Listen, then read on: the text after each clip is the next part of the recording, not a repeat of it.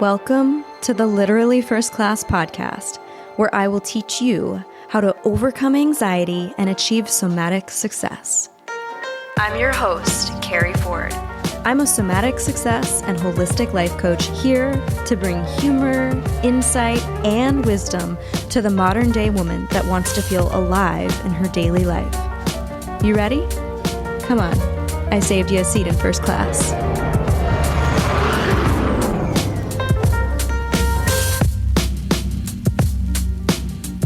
I mentioned a couple episodes ago that I was going to have my son on as a featured guest on the podcast, to which he was very excited about and keeps asking, when are we going to record that, Mommy?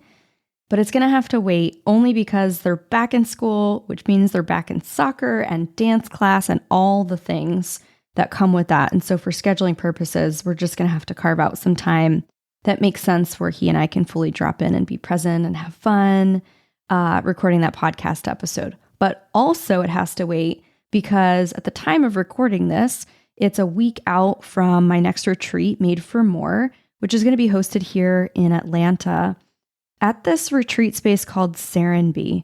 And it is exactly that. It is a serene space.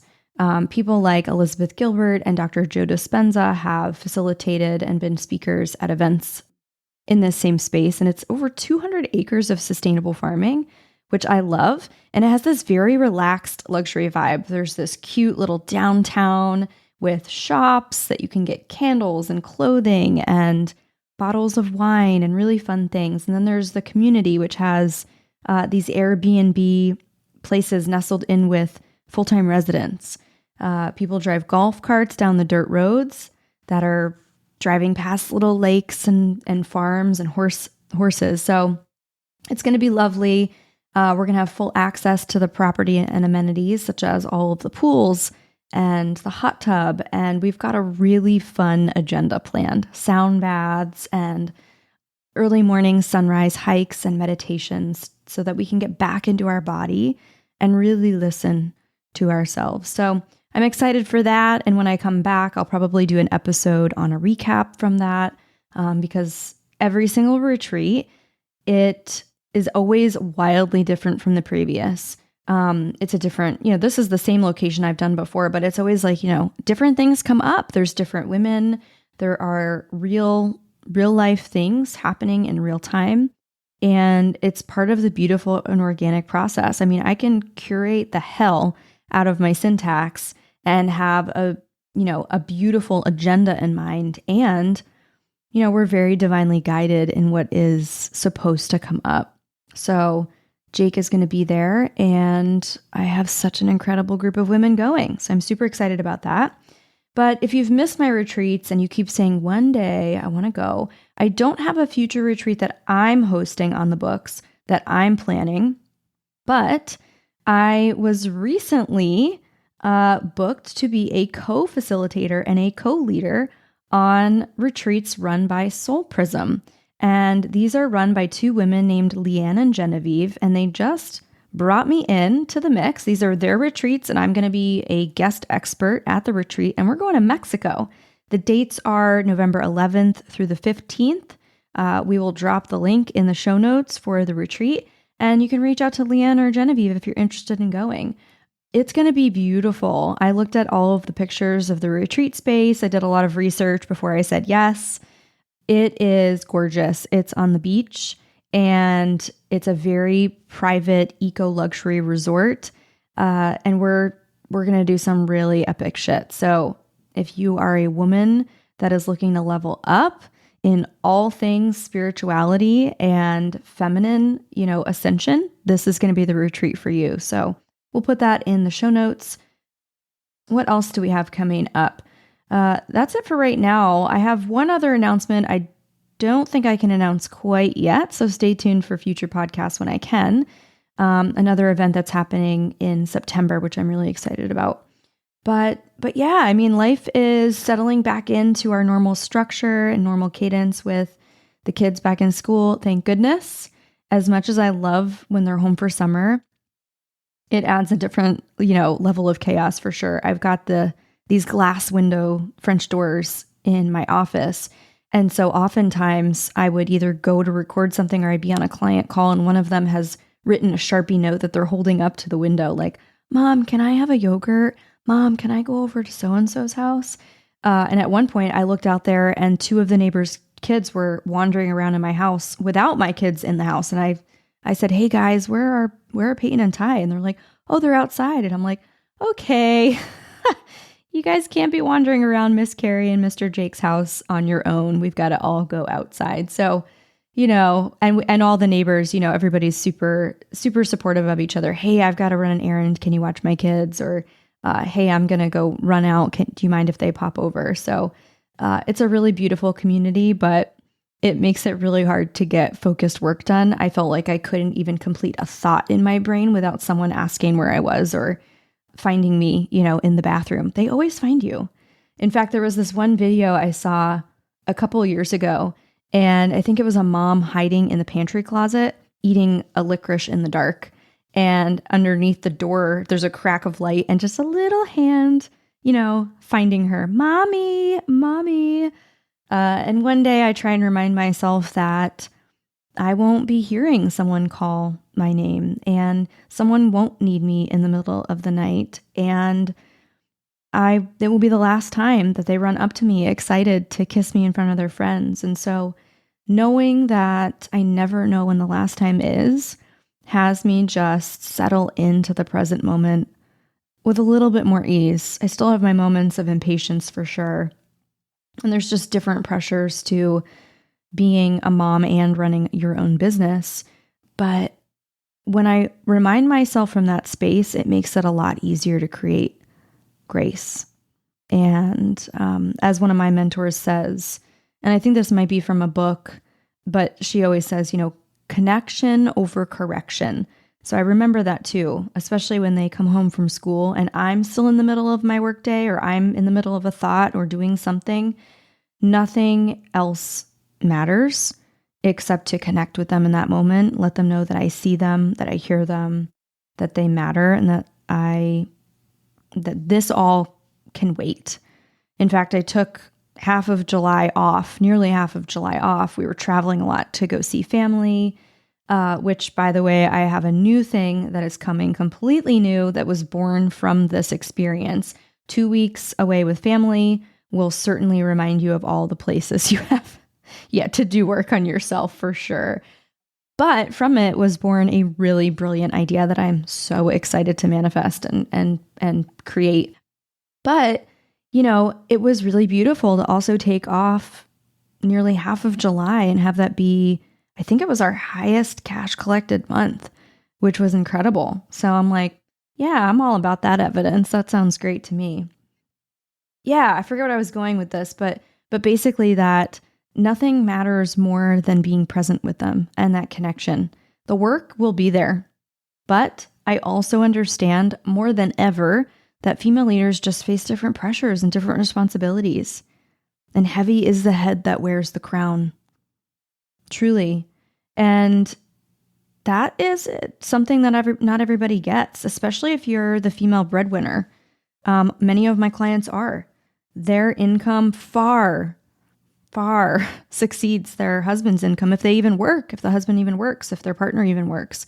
And there's a different pressure. There's also a different pressure when you are responsible for your team, paying them, right? Creating cash, creating ideas, producing and executing vision, or being responsible to manage the people that help you do that. That is heavy and it's a big responsibility. But you don't have to choose between peace and profit. You can have both. And I think that there are ways somatically, I know that there are ways somatically that I work with clients. We do equal parts somatic coaching as we do strategy work sometimes. And it's really kind of like gas break, or this, dance of really just forwarding, but not until we get clarity on what that looks like, so that we don't have to make decisions out of reactivity. We don't have to spend money we don't have, and that we can make sure that we protect those profits by protecting our peace. And therefore, as a result, we increase our productivity. So Anyway, I'm rambling now, but essentially what I'm saying is that there's a way to have both peace and profit. July for me was absolute proof of that, and I am a student of my own work. And so it's just really fun to see clients implement the same things and be able to take the same kinds of vacations with their kids and be present and actually enjoy it, not have extra anxiety as a result. So yeah, if that's the season you're in, just know that it's possible. Know that you can have both peace and profit. In fact, I just wrote a post about one of my clients, and she used to show up almost to every session with the shirt that said Mother Hustler. And I didn't notice it at first because like where the Zoom frame was, it kind of cut it off. So I could only see like mother something. And, I get that it's kind of a spoof on motherfucker. But once I saw the shirt, we brought it into awareness on one of our sessions. And she looked down and she goes, you know what? I'm done with this. And she threw the shirt out. She literally threw the shirt out, and she ended up buying a shirt with like hearts all over it that she wears now. And that was really important because that was her deciding that she was done with subscribing to it's never enough. And I've got to do more. And if you listen to my last short podcast episode around Taylor Swift, it's really this deep recognition that I'm enough right now and I can persevere toward my goal. It's around that paradoxical living.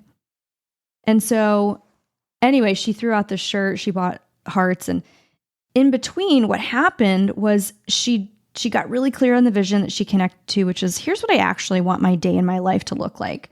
And I want to be able to, in the middle of my day, go grab a cup of coffee. I want to be able to go to hot yoga. And I want to prioritize my self-care because I know if I can't handle what I have, well, I'm not going to be able to manifest the next level and do it well and keep that, especially without losing my sanity. And so in between all of this, she has gone on vacations with her family and been present, actively learning how to stop being on all the time. And trust me, it's not as easy as it sounds. Going to have a cup of coffee at her favorite coffee shop, a latte in the middle of the day. She signed up for hot yoga and she actually goes. She plays with her kids and she actually is starting to enjoy it. And I realize that some people might say like, you work for yourself. How hard is it to take a day off? Or just go have a cup of coffee. Like, my gosh. Or just, it's only 50 minutes for this yoga class. But when you are stuck in a sympathetic dominant state, meaning you are stuck in a chronic fight-flight space, because that's what got you to your level of success, it's really hard to know how to do it a different way and feel like you're not going to be sacrificing your success or the abundance and profit that you've created, right? And so we've got to protect the profits and create sustainable success so that you can learn to do it a different way. Because what got you there is not going to get you to the next level. What got you to this certain level of success is not going to be sustainable for the next level of success unless there are certain different choice points that we make, some of which might be delegating more to a team, some of which might be letting things retire or die off that are not profitable for the company.